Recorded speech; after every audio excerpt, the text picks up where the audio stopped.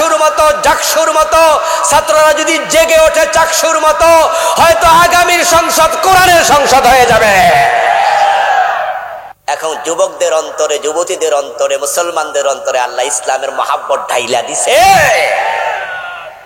ইসলামের মহাব্বত ঢুকে গেছে। এবার আমরা ধাক্কায় ঢুকাইতে পারি নাই, আল্লাহ নিজে ঢুকাই দিছে। আমরা অনেক কিছু দেখেছি এই 54 বছরে। আমরা এবার ইসলাম দেখতে চাই। এবার আমরা কোরআনের আইনে দেশটা চালাতে চাই। আপনাদেরকে নিশ্চয়তা দিতে চাই, যদি কোরআনের আইনে বাংলাদেশ চলে, 5 বছর 10 বছরের ভিতরে দারিদ্রতা দূর হয়ে যাবে। ইসলাম জাকাত ভিত্তিক অর্থ ব্যবস্থা চালু করবে। ওই জাকাতের টাকা গরিবদের বাড়িতে বাড়িতে পৌঁছিয়ে দেওয়া হবে। হযরত ওমর কি কাদের মাঝে আটার বস্তা নিয়ে গরিবের বাড়ি যায় নাই? এটা ইসলাম, এটা ইসলাম শিখিয়েছে। আপনার টাকা আমি চুরি করে খাবো না, বরং আমার বেতন সরকার দেবে, আর সরকারের আমানত আমি আদায় করব। সরকারের টাকা নিয়ে নেতারা মানুষের ঘরে যাবে।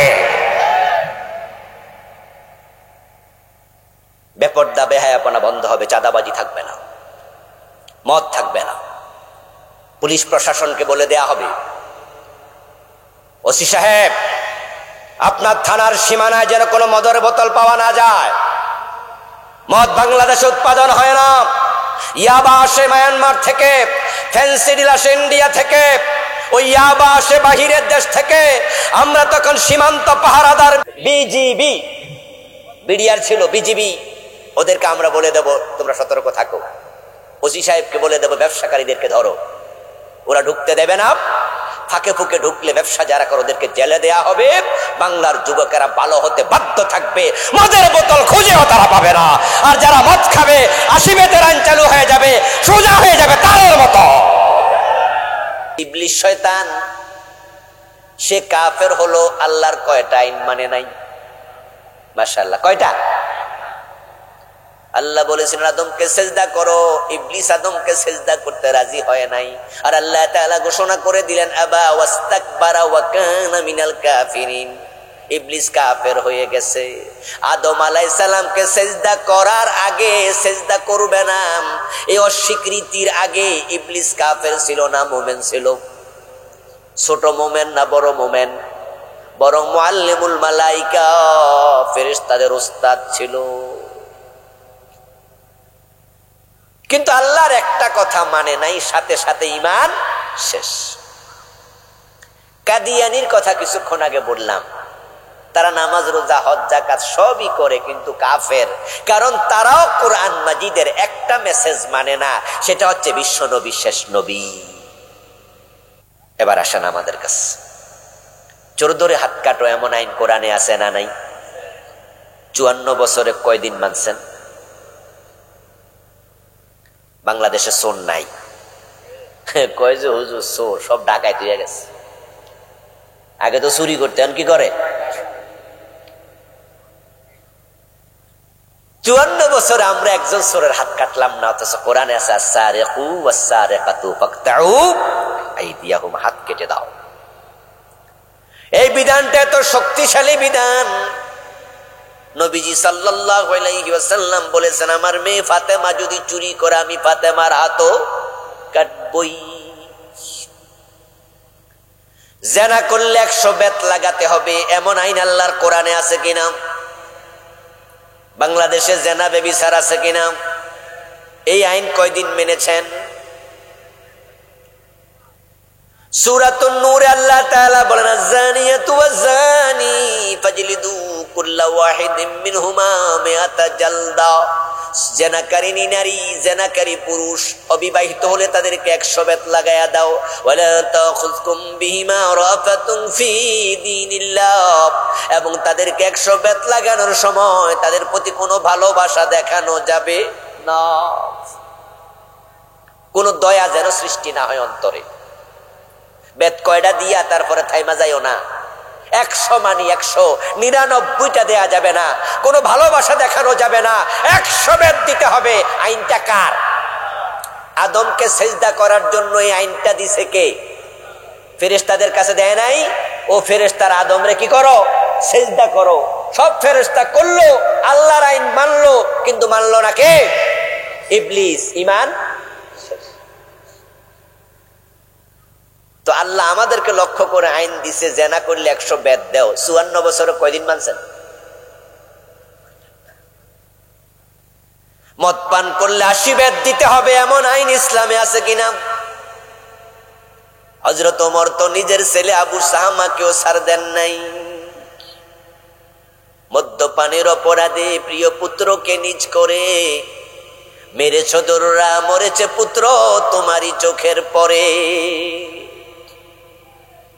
হযরত ওমর নিজের ছেলেকেও মারে, ছাড় দেয় না। আর 54 বছরের বাংলাদেশে মদ পান করলে 80 বেত দেয়ার আইন একদিনও চালু করলাম না। কোন কোর্ট থেকে চোর ধরে হাত কাটার রায় হয় না, কোন কোর্টে মদ পান করলে 80 বেত দেয়ার রায় হয় না, জেনা করলে 100 বেত লাগানোর রায় হয় না। শয়তান মানে না একটা, কাদিয়ানি মানলো না একটা, আর আমরা মানলাম না কয়টা?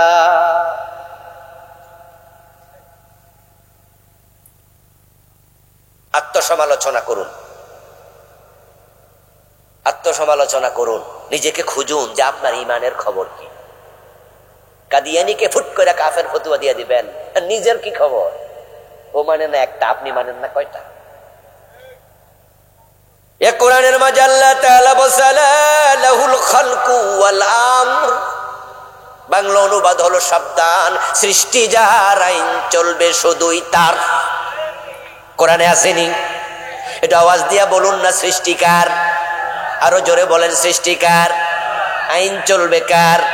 54 বছর আল্লাহর আইন চলে না, ব্রিটিশ আইন চলছে। আল্লাহর আইন কায়েমের ব্যাপারে আপনার ভূমিকা কি?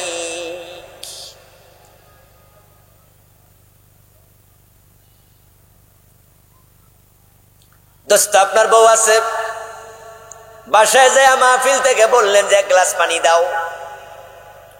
বউ কথা শুনলো, ফিরেও তাকাইলো, কিন্তু পানি দিল না। আপনি কিছুক্ষণ বললেন কি পানি চাইলাম, পানি দাও, দিল না। আবার বললেন পানি চাইলাম, দাও, দিল না। কিছুক্ষণ পরে বললেন যে লাইটটা নিবাও, একটু ঘুমামো, লাইটটা নিবাইলো না। কিছুক্ষণ পরে বললেন যে কি হলো, কথা শোনো না কেন, চুপ করে আছো? অথবা কইলো ভাত পারতাম না। এরকম যদি 1 দিন 2 দিন 3 দিন 5 দিন আপনার কথা না শোনে, আপনি তাকে আর ভালো লাগবে না, পছন্দ করবেন না। কেউ কেউ আছে লাঠি দিয়েও পিটাইতে পারে, ঘর থেকে বের করে দিতে পারে। আবার যদি দেখে যে মাসের পর মাস শোনে না, তালাক দেওয়ার সম্ভাবনাও আছে। আর 54 বছর আল্লাহর আইন মানলা না। আল্লাহ তোমাদের মতো বান্দাদেরকে ঈমানদারের খাতায় নাম রাখে নাই।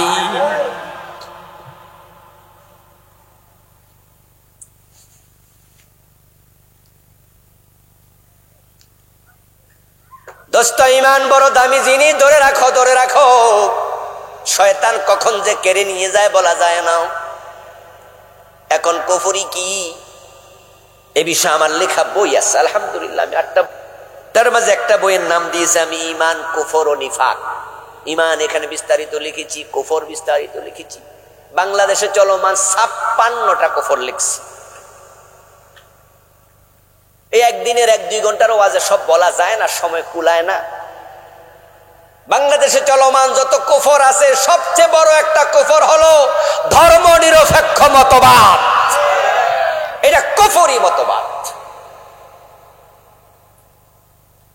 এই দেশের লাখ লাখ নামাজি, হাজি, গাজী, তারা ধর্ম নিরপেক্ষ মতবাদে বিশ্বাসী, সবগুলো কাফের হয়ে বসে আছে।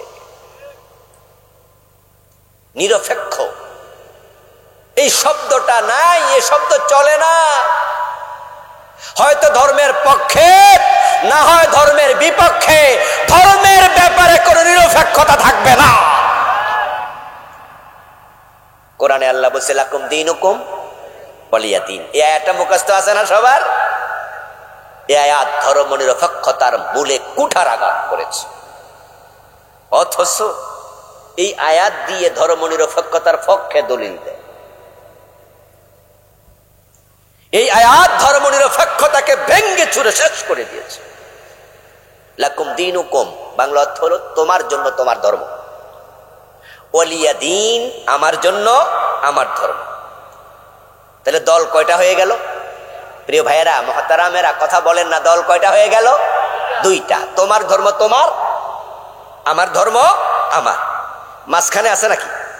নিরপেক্ষতা বলতে কিছু নাই।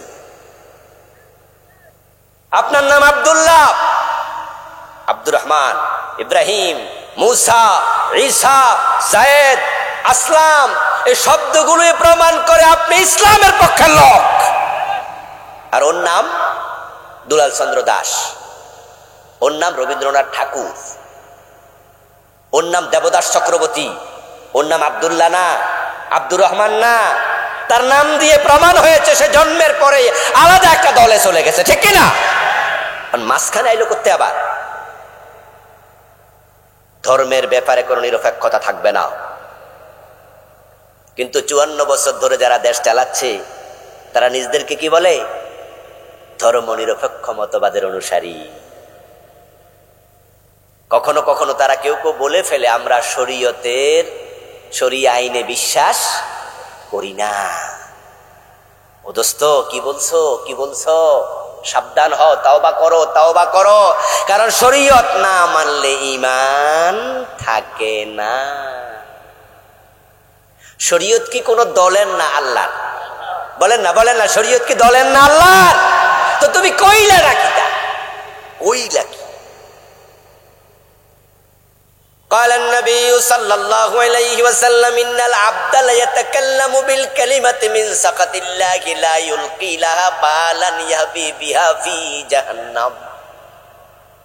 নবীজি সাল্লাল্লাহু আলাইহি ওয়াসাল্লাম বলেন, আল্লাহর বান্দা মাঝে মাঝে এমন কথা বলে, কি যে কইছে বোঝে নাই, না বুঝা কইয়া বইয়া রইছে, অথচ ওই কথা ছিল কুফরি কালাম। ওই কথার কারণে আল্লাহ তাকে জাহান্নামের মাঝখানে ফেলে দেবে। আমার সামনে আপনারা যারা আছেন, আমার সাথে যারা আছেন, আপনারা শরীয়তে বিশ্বাস করেন কিনা? শরীয়তে বিশ্বাস করেন? শরীয়ত মানে ঈমান, শরীয়ত মানে ইসলাম, শরীয়ত মানে 5 ওয়াক্ত নামাজ, শরীয়ত মানে চোর ধরে হাত কাটো, শরীয়ত মানে যাকাত দাও, শরীয়ত মানে আজান হলে দোকান বন্ধ করো, ঠিক কিনা?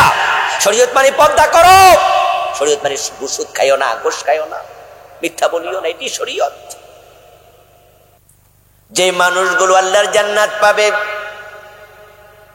তাদের মৃত্যুর আগেই আল্লাহ তাআলা জান্নাতের ফেরেশতাদেরকে পাঠাবেন, যাও তার জান কবজ করো। আর যে মানুষগুলো জাহান্নামে যাবে তাদের মৃত্যুর আগেই আল্লাহ তাআলা কিছু জাহান্নামের ফেরেশতা পাঠাবেন, যাও তার জান কবজ করো।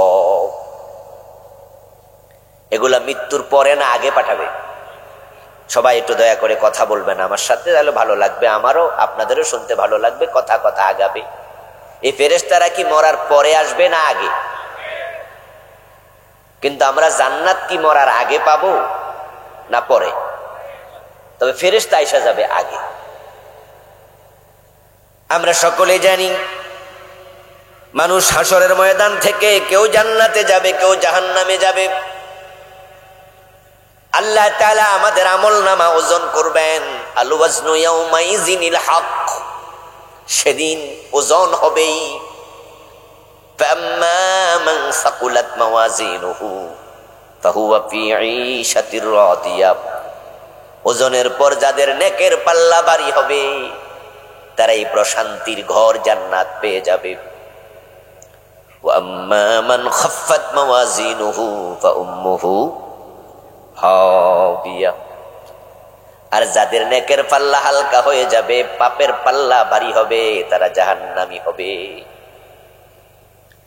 এখন আমাদের আমল নামার ওজন, এটা কি দুনিয়া থাকতে হবে না হাসরের মাঠে? তো তাহলে ফেরেশতা যে আসলো আগে জান্নাতের আর জাহান্নামের, সেটা কেমনে কি?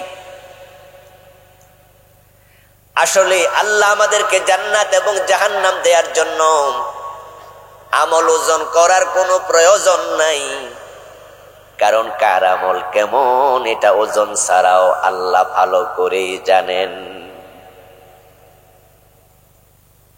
আজকের এই মাঠে আমরা যারা বসে আছি, আমাদের মাঝে কারা জান্নাতি কারা জাহান্নামী এটা আল্লাহ জানেন কিনা? কথা বলেন না প্রিয় ভাইরা, আল্লাহ জানেন কিনা? তো আল্লাহ আপনার ওজন কইরা তারপরে সিদ্ধান্ত নেওয়ার কোনো প্রয়োজন নাই। তাই তো যারা ভালো মানুষ তাদের মৃত্যুর আগে ফেরেশতা আসবে। কালান নবী সাল্লাল্লাহু আলাইহি ওয়াসাল্লাম ইন্নাল আবদাল মুমিনা ইযা কানা ফি ইনকিতাইম মিনাদ দুনিয়া ওয়া ইকবালিন ইলাল আখিরা নাযালা ইলাইহি মালাইকাতুম মিনাস সামাই বিদুল উজুহ কাআন্না উজুহাহুমুশ শামস।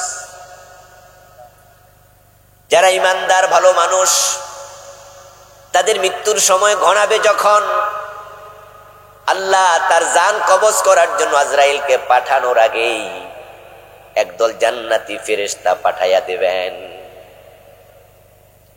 তাদের এক একজনের চেহারা সূর্যের চেয়ে উজ্জ্বল হবে। নবীজি সাল্লাল্লাহু আলাইহি ওয়াসাল্লাম বলছেন, মাহু মাকফানুম মিন আকফানিল জান্নাহ ওয়া হানুতুম মিন হানুতিল জান্নাহ। তারা আসার সময় আল্লাহ জান্নাতের আতর দেবেন, আতর জান্নাতের সুগন্ধি। তাদেরকে বলবেন, আমার এই ভালো বান্দার জান কবজ করবা। তার কাছে যখন যাইবা তখন জান কবজের আগেই তার নাকের কাছে আমার জান্নাতের আতর ছিটাইয়া দিও। ওয়াকফানুম মিন আকফানিল জান্নাহ। এবং তার রূহটাকে যখন দেহ থেকে বের করবা, কবজ করবা, এটাকে তোমাদের হাতে নিও না, তোমাদের হাতে ধইরো না, বরং এটা যখন বের হবে জান্নাতের রেশমি কাপড়ের ভিতরে রাইখা দিও। ফেরেশতা আসবে, লাইন ধরে দাঁড়াবে। الذين تتوفاهم الملائكة طيبين يقولون سلام عليكم ادخلوا الجنة بما كنتم تعملون। আল্লাহ এবার কোরআন মাজিদে বলতেছে, আর আগেরটা শুনাইছি হাদিস, আর এখন যেটা পড়ছি এটা হলো কোরআন। যারা তয়্যিবিন, যারা ঈমানওয়ালা ভালো মানুষ, ফেরেশতারা তার জান কবজ করতে এসে লাইন ধরে দাঁড়াবে। সে চোখে যতটুকু দেখতে পায় শুধু উজ্জ্বল চেহারা বিশিষ্ট ফেরেশতা দেখতে পাবে। আর সব ফেরেশতা কাতারবদ্ধ হয়ে ইয়াকুলুনা সালামুন আলাইকুম, তাকে সালাম দিতে থাকবে। তারপর মালাকুল মউত আজরাইল আলাইহিস সালাম আসবেন, তার জান কবজ করে তার রূহটাকে নিয়ে যাবেন ইল্লিনে। ইল্লিন হলো আরশে আজিমের নিচে, সপ্তম আকাশের উপরে। এটা জান্নাতের একটা টুকরা, জান্নাতের বালাখানা। ওই ইল্লিনে তার রূহটাকে রেখে দেবেন। আর যারা খারাপ মানুষ জাহান্নামের পথে আছে, ঠিক আজকের এই দিনে 5 ওয়াক্ত নামাজ 1 ওয়াক্ত পড়ে নাই এমন কিছু লোক আছে না নাই? 1 ওয়াক্ত পড়ে নাই, এ কি ভালো মানুষ? আজকের এই দিনে মদ পান করেছে এমন কিছু লোক আছে কিনা? ভালো মানুষ।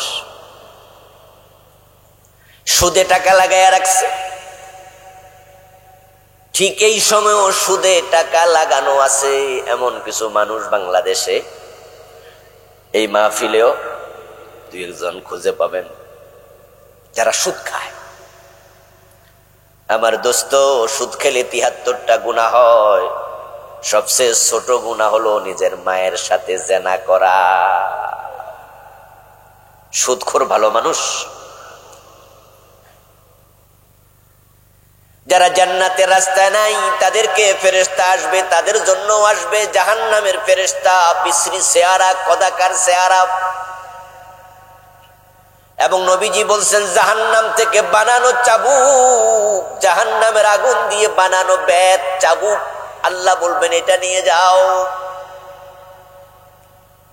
ওয়ালাউ তারা ইয ইয়াতাওয়াফাল্লাযীনা কাফারুল মালায়েকাতু ইয়াদরিবুনা উজুহাহুম ওয়া আদবারহুম ওয়া যুকু আযাবাল হারিক। কোরআনে আল্লাহ বলেন, ওই ফেরেশতা আসার সময় আল্লাহ তাআলা বলবেন, জাহান্নামের চাবুক নিয়ে যাও। ওই ব্যক্তি ভালো নয়, তার কাছে যখন যাবে গিয়ে তার চেহারার মাঝে, পিঠের মাঝে চাবুক দিয়া পিটাতে থাকবে। ইয়াদরিবুনা উজুহাহুম, দরাবা ইয়াদরিবু শব্দের অর্থ কি? আলেম ওলামা আসেনি, কথা বলবেন। জরাবা ইয়াজরিবু অর্থ কি জানেননি আপনারা? মাইর দেওয়া, মাইর। ইয়াদরিবুনা উজুহাহুম, তাদের চেহারার মাঝে পিটাবে। ওয়াদবারাহুম, পিঠের মাঝে পিটাবে। এখনো কিন্তু মৃত্যু দেয় নাই। ওই যে মরার আগে নাকের মাঝে জান্নাতের আতর দেবে, মরার আগে সালাম দেবে। আর যারা খারাপ মানুষ তাদের মরার আগে পিটাবে। পিটানো শুরু করবে কোন জায়গা দিয়া? কোন জায়গা? সে শরীরের কোন জায়গা? চেহারা। ইয়াদরিবুনা উজুহাহুম, ওয়াজহুন এর বহু বচন হলো উজুহুন। উজুহুন ইয়াউমাইযিন নাঈমা লিসাইহা রাদিয়া ফি জান্নাতিন আলিয়া। ওয়াজহুন, উজুহুন মানে চেহারা।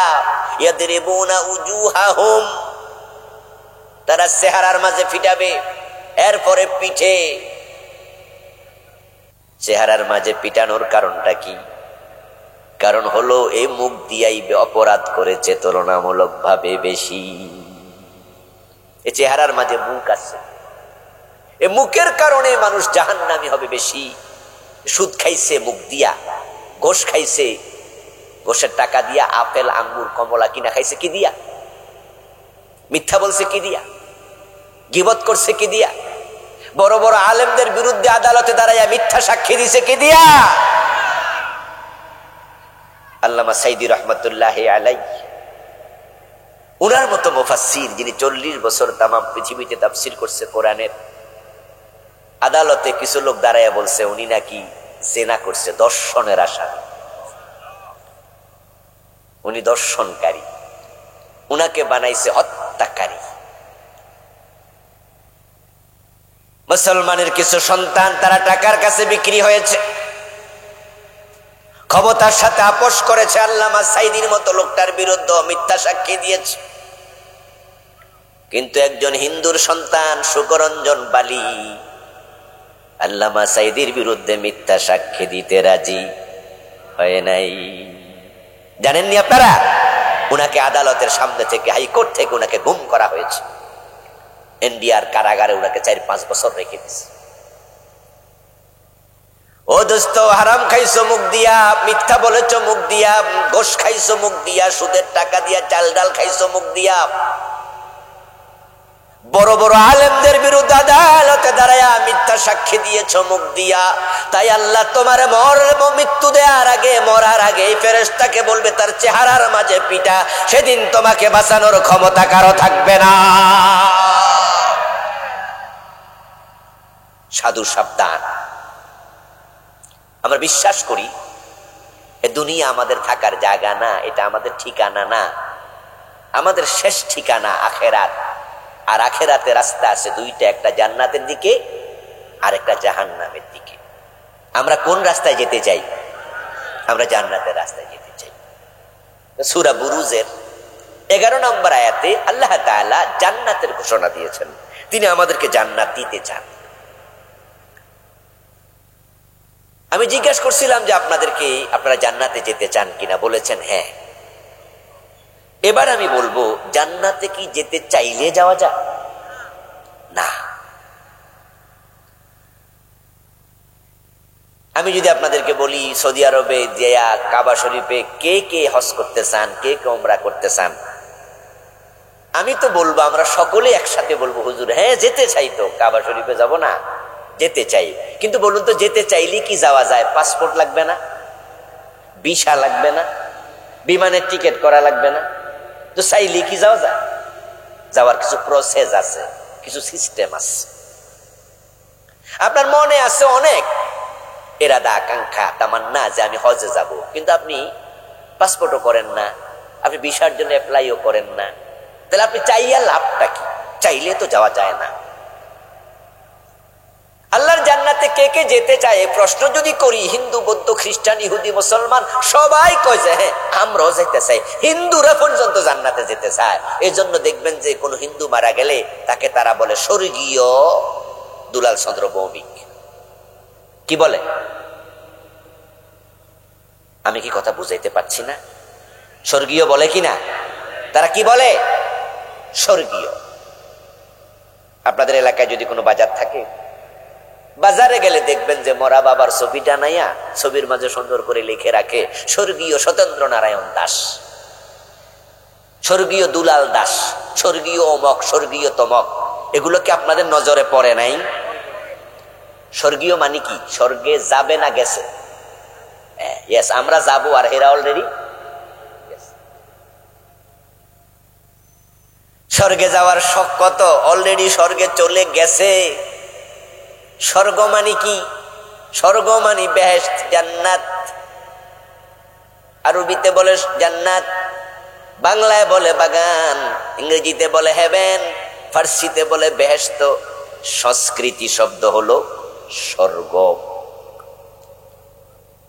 আবু বকর জান্নাতি, হযরত ওমর বেহেশতি। দুইজন দুই দেশে না এক দেশেই, শব্দ দুটা, বস্তু একটাই। আমরা বেহেশতে যেতে চাই, হিন্দুরাও যেতে চায়, তাই তারা স্বর্গীয় বলে। কিন্তু কোন হিন্দু কি বেহেশতে গেছে? যাওয়ার কোন সম্ভাবনা আছে? চাইলে কি যাওয়া যায়? ভুল বুঝা যাবে না। কেউ কেউ বলবে যে স্বর্গ আর বেহেশত কি এক জিনিস? হ্যাঁ, ডেফিনেটলি এক জিনিস, শুধু ভাষাগত পার্থক্য। জান্নাত আর বেহেশত যেমন, স্বর্গ আর জান্নাত একই। বাংলাও তো কত শব্দ আছে, ভিন্ন ভিন্ন শব্দ, কিন্তু বিষয় কয়টা? একটা। যেমন কেউ বলে লাউ, কেউ বলে কদু, কেউ বলে বউ, কেউ বলে বধূ, কেউ বলে আনন্দ, কেউ বলে ফুর্তি। তারা বলেছিল ভাস্কর্য, আমরা আলেমরা বলেছি এটাই হলো মূর্তি। মনে আসেনি? এই ভাস্কর্যের আন্দোলন নিয়া আমাদের মামুনুল হক ভাইকে পর্যন্ত বউ দিয়া মামলা খাওয়াইয়া জেলখানায় ঢুকে রাখছে। কিসব বিশাল বড় বড় মূর্তি বানাইছে, হাজার হাজার মূর্তি সারা বাংলাদেশে বানাইছে। এখন কয়টা আছে? সব। এই ব্যাককল গুলো গণতান্ত্রিক রাষ্ট্রের চরিত্র তাদের মাঝে ছিল না, তারা গণতন্ত্র বোঝে না। সব জায়গায় বাবার ছবি ঢুকাইতে হবে, সব জায়গায় বাবার ছবি টানাইতে হবে, সব জায়গায় বাবার মূর্তি বানাতে হবে। কেন রে ভাই? জোর করে সম্মান আদায় করা যায় না। জোর করেছ, কথা শোনো নাই। আমরা বলেছি মূর্তি বানাইও না, তোমরা বলেছো এটা মূর্তি না, এটা ভাস্কর্য। শব্দ পাল্টাইছে। সুদ খায় না, ইন্টারেস্ট খায়। বাংলা দিয়ে খায় না, ইংরেজি দিয়ে খায়। আর বাড়াবাড়ি রেজাল্টটা তো ভালো হয় নাই। দেখলাম আমরা জুলাই বিপ্লবে, জুলাই আন্দোলনের পরে এই বড় বড় ভাস্কর্য মূর্তির গলায় রশি লাগাইয়া টেনে মাটিতে ফেলেছে। কোন কোন ভাস্কর্যের মাথায় উঠে কেউ কেউ প্রস্রাব করে দিয়েছে। নবীজি সাল্লাল্লাহু আলাইহি ওয়াসাল্লাম বলেছেন, আমার উম্মত হবে ৭৩ দল, তার মাঝে জান্নাতি হবে মাত্র এক দল। تفترق أمتي على 73 ملة كلهم في النار إلا واحدة। নবীজি সাল্লাল্লাহু আলাইহি ওয়াসাল্লাম বলেন, আমার উম্মত গুলো ৭৩ দলে বিভক্ত হবে, ৭২ দল জাহান্নামে যাবে। নবীজির উম্মতের ভিতরও জাহান্নামী লোক আছে। ৭৩ দলের মাঝে ৭২ দল। আপনাদের কাছে জানবো, জবাব দিয়ে সহজ সহজ প্রশ্ন, সহজ উত্তর। নবীজির উম্মত যদি ৭২ দল দোজখী হয়, এক দল বেহেশতি হয়, তাহলে জাহান্নামী বেশি না জান্নাতি বেশি? জাহান্নামী বেশি। কারণ তারা জান্নাতে যেতে চায়, কিন্তু জান্নাতে যাওয়ার যে শর্ত, সে শর্ত অনেক রাসূলের অনেক উম্মত পূর্ণ করে না। আপনি নবীজির উম্মত দাবি করছেন, অথচ ঘোষণা দিলে পাইলে সিগনেচার করেন না। মুসলমানের মাঝে ঘোষখোর অফিসার আছে না নাই? আপনি নবীজির উম্মত দাবি করছেন, কিন্তু আপনার যুবতী মেয়ে কলেজে পড়ে, স্কুলে পড়ে, ইউনিভার্সিটিতে পড়ে, বোরকা সিলাইয়া দেন না। আপনার ওই যুবতী মেয়েটা বেপরদায় চলে একা জাহান্নামে যায় না, হাজার হাজার যুবকরে এসে জাহান্নাম মুখী করছে।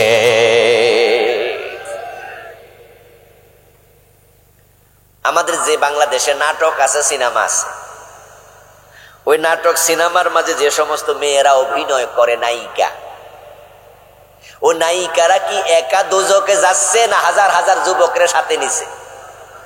ইয়েস। এখন ওই নায়িকাদের বাবাদের মাঝেও দাড়িওয়ালা হাজি সাহেব, টুপিওয়ালা, নামাজি নায়িকার বাবা এমন 2-4 জন আছে না নাই?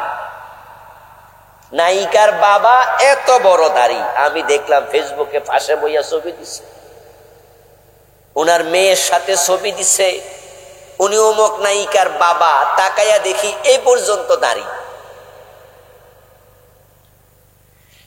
ও দোস্ত, এই বাবাটা জান্নাতি বাবা নয়। ওই মেয়ে একা জাহান্নামে যাবে তা নয়।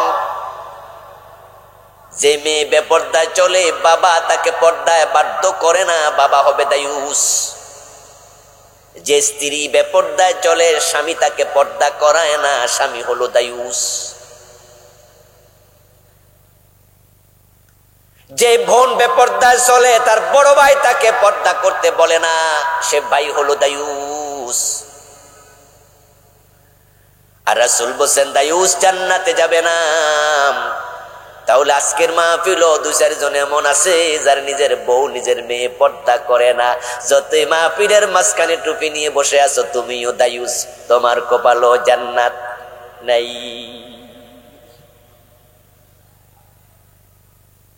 জান্নাতে যেতে চাইলে যাওয়া যায় না রে ভাই, কিছু শর্ত আছে। আল্লাহ তাআলা সূরাতুল বুরুজের 11 নম্বর আয়াতে আল্লাহর জান্নাতের ঘোষণা তিনি দিয়েছেন, তবে 2টি শর্তে। কয়টা শর্তে? সবাই বলুন দয়া করে, কয়টা শর্ত? 2 শর্ত মানবে যে আল্লাহর জান্নাত পাবে সে। মাত্র 2টি শর্ত মানলে জান্নাত। এই ঘোষণা শুধু সূরা বুরুজে না, কোরআনের অসংখ্য আয়াতে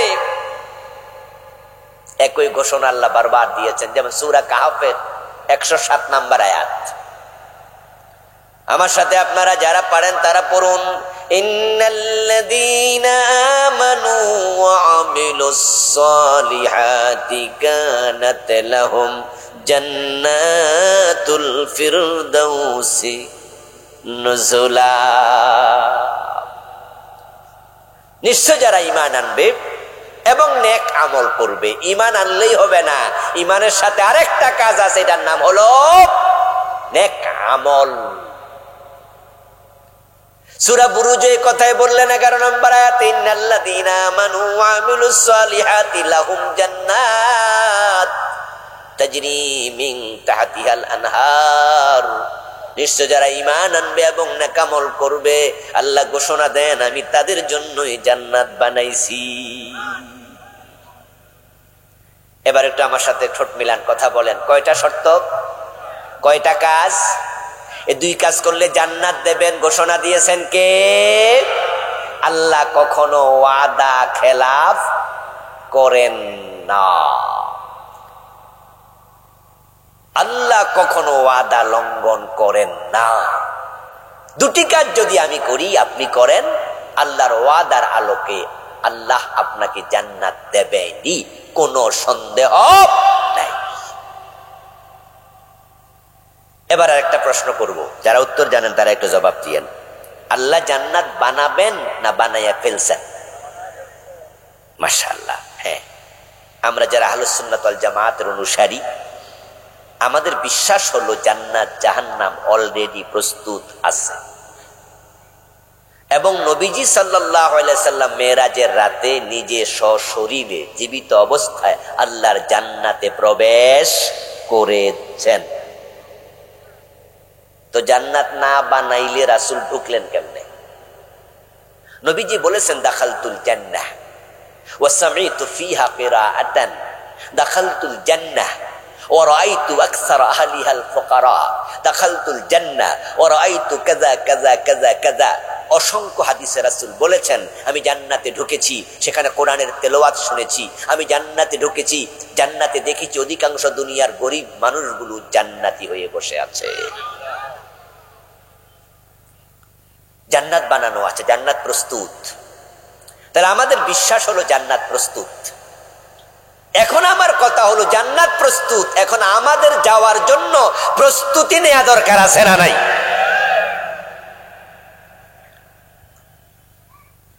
জান্নাতে যাওয়ার জন্য প্রস্তুতি হলো দুটি কাজ, ইন্নাল্লাযীনা আমানু ওয়া আমিলুস সালিহাত, যারা ঈমান আনবে এবং নেক আমল করবে। আমি যদি ওয়াজটা এখানে শেষ করে দিয়ে এখন বাড়ি চলে যাই, আমার বাসায় ফিরে যাই, আপনাদেরকে বললাম যে তাহলে ঈমান আর নেক আমল দুইটা করলে জান্নাত, আপনারা কিন্তু এটুকু আসলে বাড়ি যেতে যেতে মনে মনে ভাববেন তাহলে মনে হয় আমিও জান্নাতি, সবাই আমরা জান্নাতি, কারণ আমরা সবাই তো ঈমানের দাবি করি, সবাই নামাজ রোজা করি, তাই মনে মনে ভাববো তাহলে জান্নাত তো নিশ্চিত। আসলে আমরা যতটুকু ভাবি এত সহজ জান্নাতে যাওয়ার জন্য প্রথম শর্ত ঈমান, দ্বিতীয় শর্ত নেক আমল। এখন যেই ঈমান এক নাম্বার শর্ত, বাংলাদেশে তো এই ঈমানেরই সবচেয়ে বড় অভাব। এই যে আমার সামনে হাজার হাজার লোক, শত শত লোক বসে আছেন না, এখানে কিন্তু নামাজি আছে, রোজাওয়ালা আছে, কিন্তু ঈমানওয়ালা যে কয়জন আছে এইটা বড় জটিল প্রশ্ন। নবীজি সাল্লাল্লাহু আলাইহি ওয়াসাল্লাম 1450 বছর আগে তিনি বলেছেন, ইয়াতি আলান নাসি জামানুন ইয়াজতামিউনা ফিল মাসাজিদ লাইসা ফীহিম মুমিনুন। এমন একটা জামানা আসবে সেই জামানার মানুষগুলো মসজিদে জামাতের সাথে নামাজ পড়বে, অথচ একজনও ঈমানদার থাকবে না, একটারও ঈমান থাকবে না, সব হবে বেঈমান কিন্তু নামাজি। ইমাম সাহেব কাফের অথচ ইমামতি করছে, মুয়াজ্জিন হবে কাফের অথচ সে আজান দিচ্ছে, মুসল্লি সব কাফের অথচ 5 ওয়াক্ত নামাজ পড়ছে। ঈমান ব্যতীত নামাজি এমন একটা জামানা আসবে। কিন্তু আমি তো দেখছি যে সে জামানা এসে গেছে। আমি এমন কিছু মসজিদ বাংলাদেশে চিনি যেগুলোর ইমাম, মুয়াজ্জিন, মুসল্লি সবগুলো কাফের, আমি চিনি। যদি আপনি চিনতে চান তাহলে আমি ঠিকানা দেব, আপনি যান ঢাকার বকশীবাজার, মাদ্রাসা আলিয়া মাদ্রাসা বোর্ড আছে এর পাশেই, সেখানে কাদিয়ানীদের মসজিদ আছে, 5 ওয়াক্ত নামাজ পড়ছে, আজান হচ্ছে, ইমাম আছে, ইমামও কাদিয়ানী, মুয়াজ্জিনও কাদিয়ানী, মুসল্লিও কাদিয়ানী, নামাজ পড়ে 5 ওয়াক্ত। আপনাদের কাছে জানতে চাই, কাদিয়ানীরা মুমিন না কাফের? তো নামাজ তো 5 ওয়াক্ত পড়ছে, ঈমানদার কই? টুপি আছে, দাড়ি আছে, পাজামা, পাঞ্জাবি, পাগড়ি, মেসওয়াক সব আছে, কিন্তু ঈমানটা নাই। কাদিয়ানী মসজিদের যিনি মুয়াজ্জিন, তিনি কানের ভিতর আঙ্গুল ঢুকাইয়া প্রতিদিন 5 বার তিনি আজান দেন। আজানের মাঝে বলেন আশহাদু আল্লা ইলাহা ইল্লাল্লাহ, আশহাদু আন্না মুহাম্মাদার রাসূলুল্লাহ। কিন্তু কাদিয়ানী, আমি বলবো তুমি যতই আজান দাও তোমার ঈমান নাই।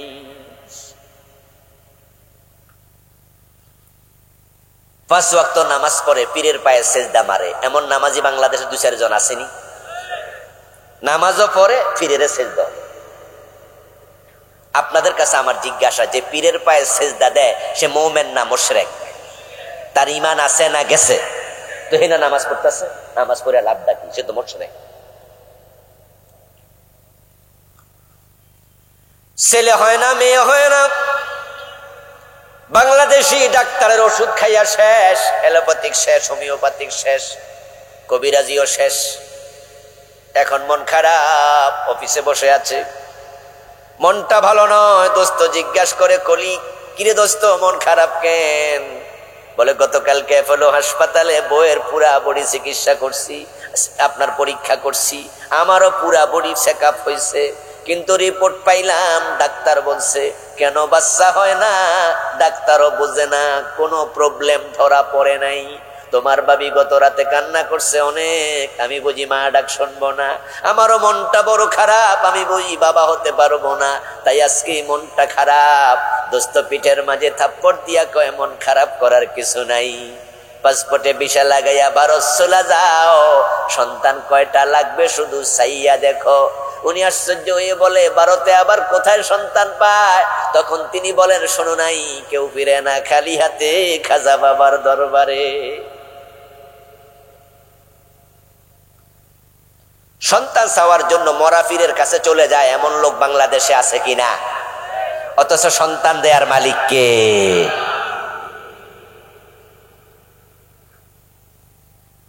প্রিয় ভাইয়েরা আমার, বাবার কাছে মরাফিরের কাছে গিয়ে ডিরেক্ট সন্তান চায়, বাবা আমার একটা ছেলে দাও, একটা মেয়ে দাও, তোমার কাছে কেউ খালি হাতে ফিরে না, আমি আইছি।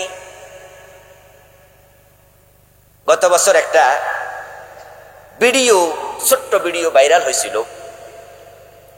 এসএসসি পরীক্ষার আগে চট্টগ্রামে কয়েকটা ইয়াং পোলা, ছোট্ট এসএসসি পড়ুয়া পোলা পান, ওরা এক হুজুরের কাছে গেছিল দোয়ার লেগেছে, হুজুর সামনে তো আমাদের পরীক্ষা, একটু দোয়া করে। তো পাশে মাজার ছিল, তো হুজুর কয় আমি দোয়া করলে কামাবো না, চলো মাজারে যাই। তো মাজারে যাইয়া ওই হুজুর ভিডিও সহ আসছে, হুজুর বলতেছে বাবা এরার পরীক্ষা একটু ফাঁস করাইয়া দিয়ে।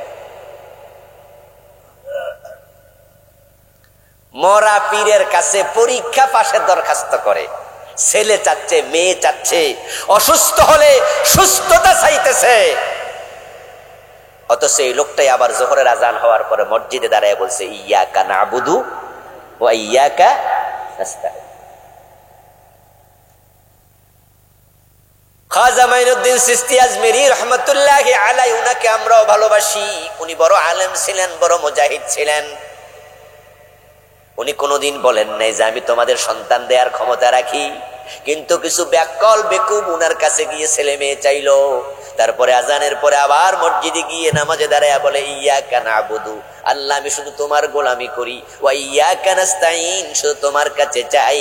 আর শালের মালিক তখন আর সে আজিমের মালিক বলে আল্লাহর বান্দারে, আমার বান্দারে, যদি শুধু আমার কাছে চাস তাহলে কিছুক্ষণ আগে খাজার কাছে কি চাইলি? ইমানদার দাবি করলে ইমানদার হওয়া যায় না রে দোস্ত। জান্নাতে যাওয়ার প্রথম শর্ত ঈমান, কিন্তু বাংলাদেশে ঈমানের খুব অভাব চলছে। আল্লাহ তাআলা কোরআন মাজিদ আমাদেরকে ঈমান কেমনে ধরে রাখা লাগে, কেমনে ঈমান আনা লাগে, কোন কোন কাজ করলে ঈমান চলে যায় সব বলেছেন, নবীজি বলেছেন। কোরআনের বক্তব্য মা ইউমিনু আকসারুহুম বিল্লাহি ইল্লা ওয়া হুম মুশরিকুন, অধিকাংশ মানুষ আল্লাহর উপরে ঈমান আনার পরে তারা আবার মুশরিক হয়ে যাবে। নাউযুবিল্লাহ। নবীজি বলেন তাকুনু বাইনাস সাআতি ফিতানুন কাকিতাইল লাইলিল মুজলিম, কিয়ামত যখন আগে আসবে, কিয়ামতের আগে সূর্য ডুবে গেলে সন্ধ্যা বেলায় যেমন চারদিক থেকে অন্ধকার ধেয়ে আসে, কিয়ামতের আগে দুনিয়ার বিভিন্ন জায়গা থেকে ফিতনা বের হবে। ওই ফিতনার জামানায় ইসবিহুর রাজুলু ফিহা মুমিনান ফায়ুমসি কাফিরান ওয়া ইউমসি মুমিনান ফায়ুসবিহু কাফিরা। ওই ফিতনার জামানায় মানুষগুলো সকাল বেলায় মুমিন থাকবে, সন্ধ্যা বেলায় কাফের হয়ে যাবে। আসসাবিরু মিনহুম আলা দীনিহি কাল কাবিদ আলাল জামার। আর যারা প্রকৃত ঈমানওয়ালা থাকবে তাদের ঈমান রাখা হাতের মাঝে আগুনের কয়লা রাখার মতো কঠিন হবে। আসলে আমরা দেখেছি গত 15 বছর 17 বছর যারা বাংলাদেশে ভালো ঈমানদার ছিল অধিকাংশ জেল খাটা লেগেছে, অধিকাংশ জেলে থাকছে, গুলি খেয়েছে, হত্যার মুখোমুখি হয়েছে, ফাঁসি দিয়ে ফেলেছে। আল্লামা জুনায়েদ বাবুনগরী রহমতুল্লাহ আলাই, বুড়া মানুষ, হাটহাজারী মাদ্রাসা, তিনি শাইখুল হাদিস, উনাকে জেলে নিয়া রিমান্ডে নিয়া শেষ করে ফেলছে। রিমান্ডে 2টা পায়ের হাঁটু পিটাইয়া লুজ করে ফেলছে। জেল থেকে বের হচ্ছেন, হাঁটতে পারতেন না। কত আলেমকে কত ভাবে মারছে, হক কথা বলার কোনো পরিবেশ ছিল না। মসজিদের মিম্বারে হক কথা বললে মিম্বারটা পরে সপ্তাহে আর না, ইমামের চাকরি থাকতো না। তারাই আরামে ছিল যারা চুপ ছিল, যারা এই বিষয়ে কিছু বলে নাই। জুলুম হয়েছে, অত্যাচার হয়েছে, গুম করছে, খুন করছে, গুলি করছে। যে ইমাম সাহেব এগুলো নিয়ে আলোচনা করতো না, শুধু নামাজ রোজার ওয়াজ করতো, ওই ইমামের অসুবিধা নাই। হক যারা বলে নাই তাদের অসুবিধা হয় নাই, হক যারা বলেছে বিপদেই তারা পড়েছে। হক যারা বলেন তাদের অসুবিধা কেন হয়নি? কারণ বোবার কোনো শত্রু নাই। এখানেও আপনারা কেউ থাকবেন, বলবেন যে হুজুর কই আমার তো কিছু হয় নাই। আমি বলবো দোস্ত তোমার কেমনে হবে, তুমি তো হক কথা বলো নাই। আর হক কথা না বলে বলছে হুজুর কইছি, ইশারা দিয়া কইছি, হিকমতের সাথে কইছি, অথবা মাঝে মাঝে চুপ থাকছি। হিকমতের নামে তুমি চুপ ছিলা। আর হক কথা যে না বলে চুপ থাকে তাকে বোবা শয়তান বলা হয়। সে বোবা শয়তান।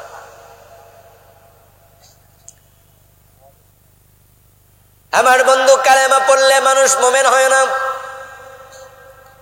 যদি আপনি সকাল সন্ধ্যা জিকির করছেন, 5 ওয়াক্ত নামাজ পড়ছেন, তাই ভাবছেন আপনি মুমিন, আমি আপনাকে প্রশ্ন করব, আপনি কালেমা পড়ছেন কার হাতে? উত্তর দেবেন মক্তবের হুজুরের কাছে।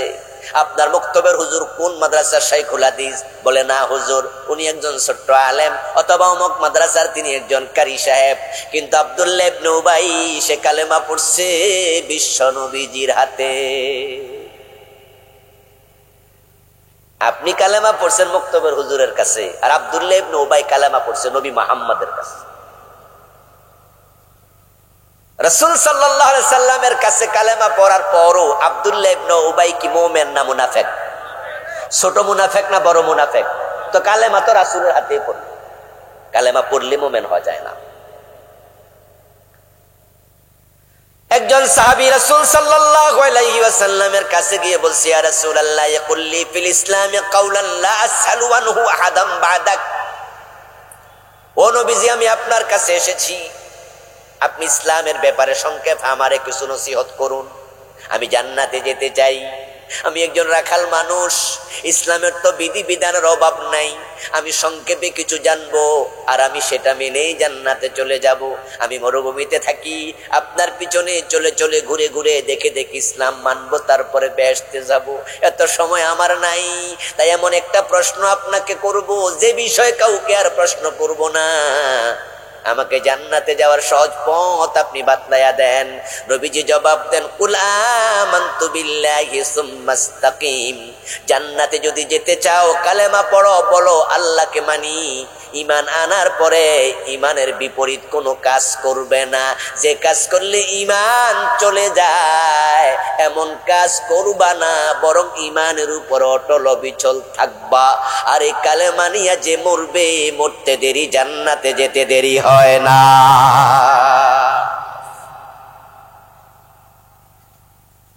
কুল আমানতু বিল্লাহি সুম্মাস্তাকিম। ঈমান আনবা, এর উপর অটল থাকবা। ঈমান এনেছেন কিন্তু অটল নাই, ঈমানটা বাদ হইয়া গেছে, তাহলে ঈমান আইনা কোনো লাভ হয় নাই। এখন আমরা বাংলাদেশের মানুষ, আমরা যারা কালেমা পড়ি, নামাজ পড়ি, রোজা রাখি, আমরা মাঝে মাঝে এমন কিছু কাজ করি যে কাজ করার কারণে আমাদের ঈমানগুলো শেষ। এখন কোন কোন কাজ করলে ঈমান শেষ হয়? জান্নাতে যাওয়ার প্রথম শর্ত ঈমান, দ্বিতীয় শর্ত নেক আমল। এই দুইটা মুখস্থ করবেন, ভালো করে ধরে রাখবেন, তাহলে জান্নাত মিলে যাবে। কিন্তু প্রথম শর্ত, ঈমান নষ্ট হয় 3 কারণে। কয় কারণে? আবার বলুন, দয়া করে মুখস্থ করুন। কয় কারণে? 3 কারণে ঈমান বাতিল হয়ে যায়। এই 3টি কাজ করা যাবে না। 1 নাম্বার কুফর, 2 নাম্বার শিরক, 3 নাম্বার নেফাকে ইতিকাদি। আমি সংক্ষিপ্ত ব্যাখ্যা করব, বুঝাবো, আপনাদের বুঝাবো, বুঝবেন। যারা জানেন তারা তো আলহামদুলিল্লাহ, যারা জানেন না তারা নতুন করে শিখবেন। এলেম শিক্ষা করা নফল না ফরজ? ইয়েস, ফরজ, ফরজে আইন। তলাবুল ইলমি ফরিদা আলা কুল্লি মুসলিম। এলেম শিখার জন্য আমরা মাদ্রাসায় যাই, এলেম শিখার জন্যই মাহফিলগুলোতে আসি। এটা এলেমের মজলিস। এলেম শিখতে কার্পণ্য করবেন না, লজ্জা পাবেন না। এলেম শিখার কোনো বয়স নাই, দোলনা থেকে মৃত্যু পর্যন্ত এলেম শিখা যায়, ঠিক কিনা? বিশ্বজোড়া পাঠশালা মোর, সবার আমি ছাত্র। নতুন করে দিবানিশি, নতুন কিছু দিবানিশি, হ্যাঁ, নতুন করে কত কিছু শিখছি দিবারাত্র। কবির কবিতা। বিশ্বজোড়া পাঠশালা, আমি সবার কাছে শিখি, সবার আমি ছাত্র, আমার কোনো লজ্জা টজ্জা নাই। ইমাম আবু হানিফা রহমতুল্লাহ আলাইহির নাকি একজন মুসি শিক্ষক ছিল। মুসি চিনেননি? এই এলাকায় কি মুসি শব্দ পরিচিত? হ্যাঁ, জুতা সেলাই করলে কি কয়? মুসি। ইমাম আবু হানিফার নাকি একজন মুসি শিক্ষক। আর মুসিরা স্বাভাবিকত নন মুসলিম বেশি হয়। মুসলমানদের মাঝে আমাদের এই পেশাটা খুব একটা নাই, আর রেয়ার রেয়ার, অধিকাংশই হিন্দু বা অন্য। ইমাম আবু হানিফা রাহমাতুল্লাহ আলাইহির একজন মুসি শিক্ষক ছিল। প্রসঙ্গক্রমে তিনি বলেছিলেন যে তার থেকে আমি একটা এলেম শিখেছিলাম। তো সে এলেমটা হলো কুকুর কখন বালেগ হয় এটা আমি জানতাম না। ওই মুসি আমাকে বলছিল, জব্বা যখন কুকুর পা তুলে প্রস্রাব করে তখন বুঝবে এটা কি হয়েছে, বালেগ হয়েছে। আমার বন্ধু, শিখার বয়স নাই, শিখার কোন লোকেশন নাই, ব্যক্তি নাই, বিশ্বজোড়া পাঠশালা মোর, সবার আমি ছাত্র। নতুন করে কত কিছু শিখছি দিবা রাত্র। তিনটি কাজ করলে ইমান চলে যাবে। এক নাম্বার কুফর, তাহলে ইমান নিয়ে মরতে চাইলে কুফর করা যাবে নাকি যাবে না? দ্বিতীয় নাম্বার শিরিক, ইমান নিয়ে মরতে চাইলে শিরিক করা যাবে না। তিন নাম্বার হলো নেফাক ইতিকাদি, যারা ইমান নিয়ে মরতে চায় কলবের মাঝে মুনাফিকি ঢুকাইতে পারবে না। ও দোস্ত, ইমান ইমান ইমান ইমান 56টা লিখেছি। আমার ড্রাইভার ওই যে কালো গাড়িটা আছে, যাওয়ার সময় বই নেবেন, বাসায় বসে বসে পড়বেন, 56টা লিখেছি।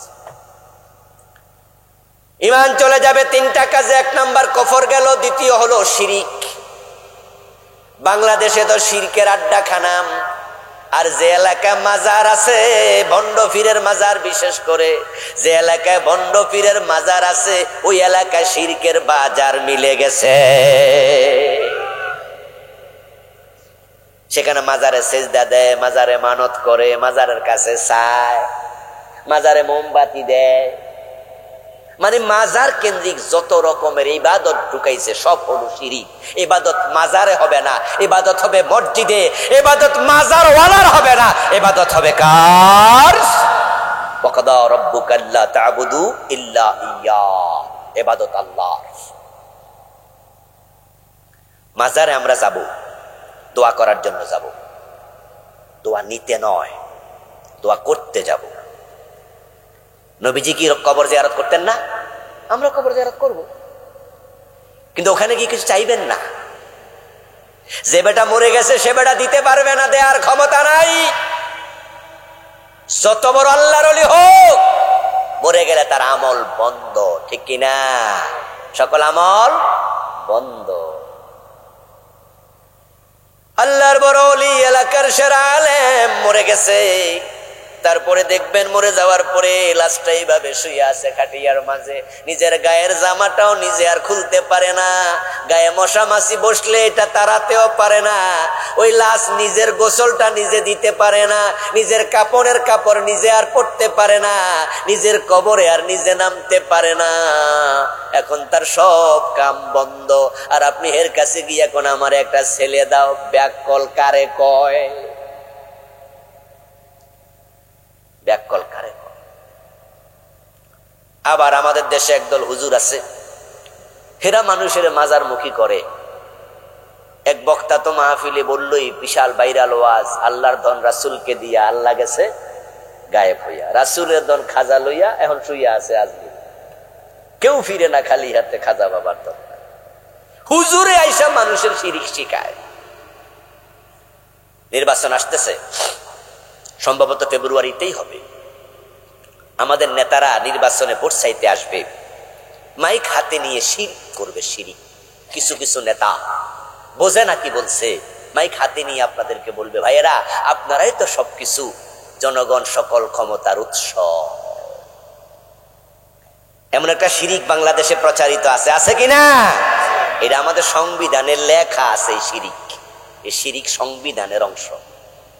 ওই যে ডক্টর কামাল মিয়া লেখছে, 72-তে কনস্টিটিউশন, সংবিধান। এই সংবিধান লেখার সময় সংবিধানের শুরুতে বিসমিল্লাহটাও লেখা নেই। প্রেসিডেন্ট জিয়াউর রহমান, শহীদ প্রেসিডেন্ট জিয়াউর রহমান, উনি সংবিধানে বিসমিল্লাহ লেখে। আল্লাহ তার কবরকে জান্নাতের টুকরা বানায়া দাও, বলেন আমিন। প্রেসিডেন্ট জিয়াউর রহমান সংবিধানে বিসমিল্লাহ সংযোজন করেন। ওই মিশ্র, তারা নবীজি যা ধরেছে তা ধরে, কিন্তু নবীজি যা ছেড়েছেন তা অনেকে ছাড়ে না। তাই 5 ওয়াক্ত নামাজ পড়েও তারা অনেকে সুদে টাকা লাগায়, নামাজও পড়ে সুদও খায়, রোজাও রাখে, ঘোষ খায়, হজও করে। আবার হাজী সাহেব আল্লাহর আইনের কথা শুনলে চেহারা কালো করে ফেলে। হাজী সাহেব মানুষ, আল্লাহর আইনের কথা বলে ওনার ভালো লাগে না। ও দোস্ত, মিশ্র চরিত্র চলবে না। নবীজি সাল্লাল্লাহু আলাইহি ওয়াসাল্লাম নামাজও পড়েছেন, মসজিদে ইমামতি করেছেন, আবার মদিনার প্রেসিডেন্ট হয়ে 10 বছর দেশ চালাইছে।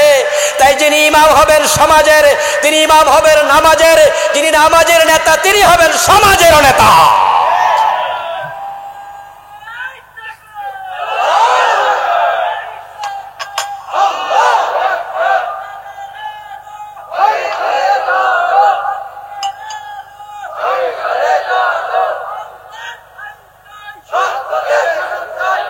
প্রিয় ভাইয়েরা, হযরত ওমর মসজিদ নববীর ইমাম ছিলেন, অর্ধ পৃথিবীর শাসক ছিলেন।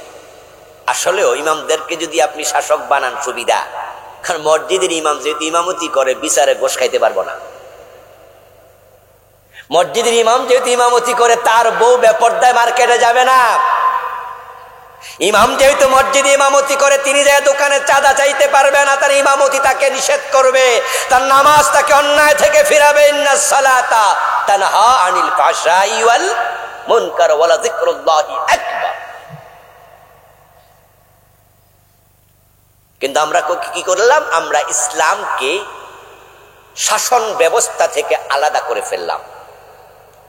অথচ নবীজি ইমামও ছিলেন, শাসকও ছিলেন। আবু বকর সিদ্দিক ইমামও ছিলেন, শাসকও ছিলেন।